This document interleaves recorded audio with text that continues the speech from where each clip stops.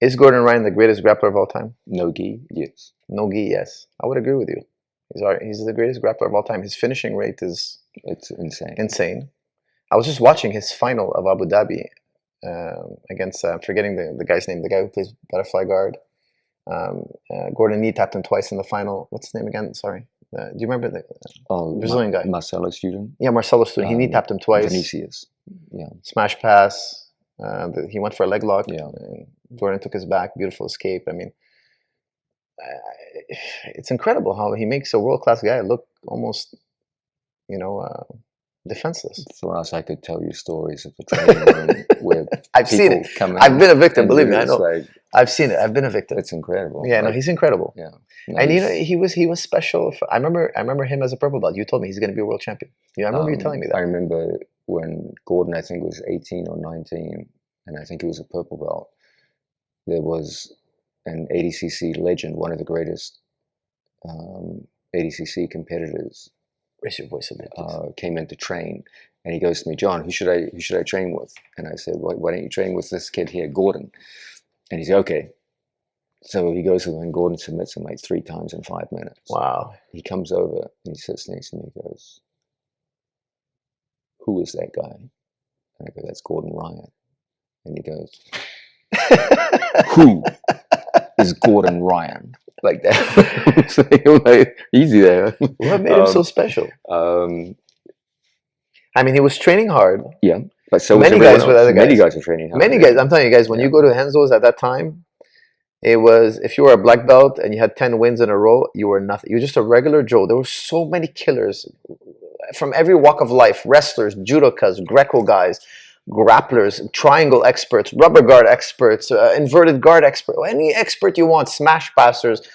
Every walk of life was in that room. There was no room to wrestle. Something magical about that time, John. I was talking about it yesterday. There was something so magical. There was MMA guys, Jiu-jitsu guys. Like, it was just so magical. At the head of it all was John Danaher. Believe me, there was many hardworking guys, but we had one guy surface, Gordon Ryan. What made him so special? I think that's a fascinating question. Part of it, I believe, is he has an extraordinary memory.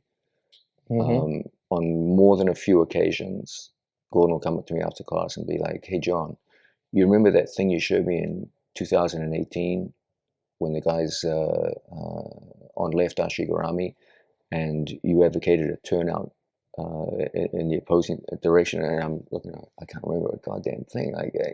He remembers years ago in the month you taught it to him. And he remembered it better than I taught it to him. And he'll have to jog my memory so I can try and teach it back to him. So he has an incredible ability to recall information. Secondly, he has an incredible ability to stay calm under stress. Problem solving is difficult enough as it is. You make it more difficult when you stress yourself. And so athletes who can cope with stress or downplay stress always solve problems better. And he is truly extraordinary in this regard. He does have good physical attributes for the game that he plays. He's actually quite slow, and his coordination is nothing to write home about. In many ways, he would, if you took him through standardized athletic testing, he would actually be quite poor. But he has incredible isometric tension and the ability to hold it for long periods of time, and his entire game is based around that. So he says, okay, my body's good at 2 things, and I'm going to base my whole game around those 2 things. So he does a tremendous job of structuring the technique to the special attributes of his body. So these are some of the things which account for his success. And of course, the greatest one of them all, the most important one, he's a natural problem solver. He has very good practical solutions to problems. When he runs into problems, he'll think. Sometimes we'll troubleshoot together, we'll experiment with things and go back and forth, and he's just a natural problem solver. He's also has a very unique passing game. Like when I watch him pass, I'm amazed. Yeah. He makes it look easy, and he's passing like world-class guys, Yes. which is something that's very difficult in jiu-jitsu. When you have a world-class guard to pass, it's very fatiguing, frustrating. Guys are flexible. Guys know how to pummel. They know exactly how you're trying to pass them. Like it's almost like he busts us through with ease. Actually, one of the hardest things to do in jiu-jitsu at high level is pass the guard. Yeah. It's very fatiguing. Mm-hmm. Both Maybe I don't mentally and get swept. physically. Maybe I don't get submitted. But passing you is another thing. He passes like it's almost like butter. Yes. Yeah. It's much of it has to do with he has a great ability to assess relative work rate. What are the positions I can get into where my opponent is physically working harder than I am? And if I can hold those for extended periods of time, my opponent will eventually physically shut down and make the task of passing significantly easier. It's amazing, honestly. His top game, his guard game, his escapes, all of that trained in such a short period of time. His rise to the top was very, very fast, and Yeah. I think it has a lot to do with you guys. If you don't know John's schedule, we know exactly when we would arrive in New York. We knew exactly where he was. He was either in the morning at Henzo's, in the afternoon Columbus Square having lunch, or in the evening at Henzo's. How many hours a day were you in the gym? No, no exaggeration. You were there. I usually came in for the morning class at about 7 a.m. and I usually left around 8 p.m. 8, 7, 8, I'm talking almost 12 hours a day of jiu-jitsu. And then you took this game and you distilled it. And then you can take some young kid in 3 years and turn him into a killer. Like it was like almost like I watched you for 20 years, trial and error, exploring it. And then you get this young kid comes in and he's handed this game that's been refined over and over again. And nobody's thinking about jiu-jitsu like this guy. Guys, when you're watching, John, do you own a TV? This man, I remember, at least back in the day, I used to be like, we were in the hotel room. He's like, he's never seen TV before. This man doesn't watch TV. I'll put on the TV. He's like, I've never seen this show. I never like, you don't have a TV? I don't have a TV. I was asking John, what do you do to relax? He goes, I read books. But to like, blow off stress, what do you do? Read books. That's actually you were a big influence on my reading. I started reading a lot of books after you. Yeah. I started a lot of reading because John would tell us, John was an amazing influence on me and George. And when we were younger, me and George, we weren't so big on the book reading, let's say. But after meeting John, I literally started reading, like, honestly, like 70 books a year. Like I really went heavy into books, especially Audible and all that. And because I was like realizing there's so much to learn out there, and he was a huge influence. And I also now don't watch TV. Honestly, I rarely watch TV. I only watch fights, and I've kind of become like a smaller version of you. Like I really love to analyze things. Of course, I learned it from John, but you were doing that back in the day at such an intense level. Think about how much time the average person wastes in a given day. This is true, guys. This is facts of life here. Listen carefully.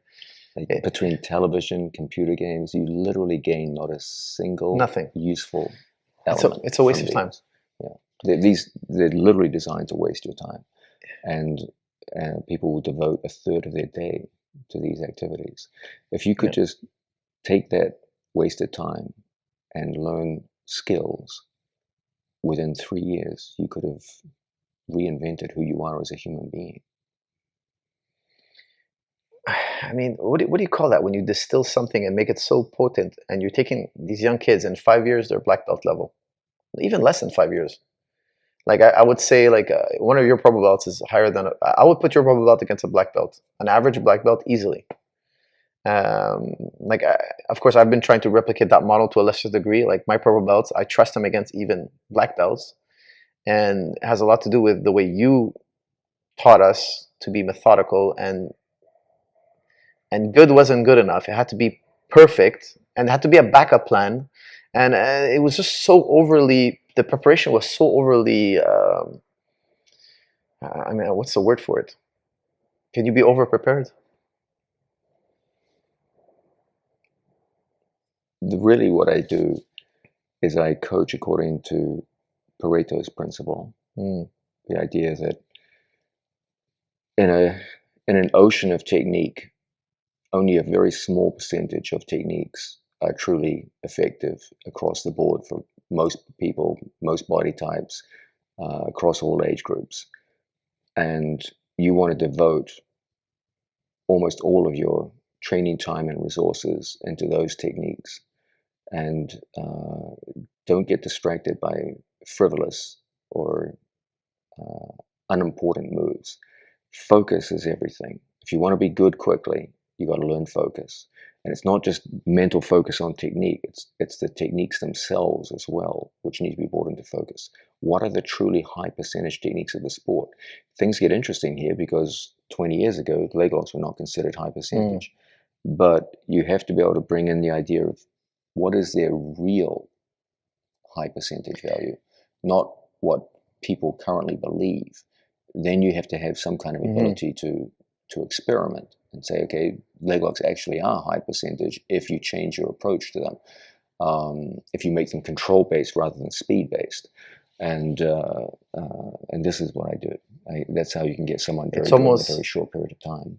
It's almost like Bruce Lee's daily decrease. Like he used to say, hack away at the unessentials. Yeah. Philosophically, he was correct, I would say. Like, there's so much to do, but if you spend your time trying to do it all, you really got to plan what you're going to focus on. Or else hard work is not always good. Hard work is sometimes just a waste of energy.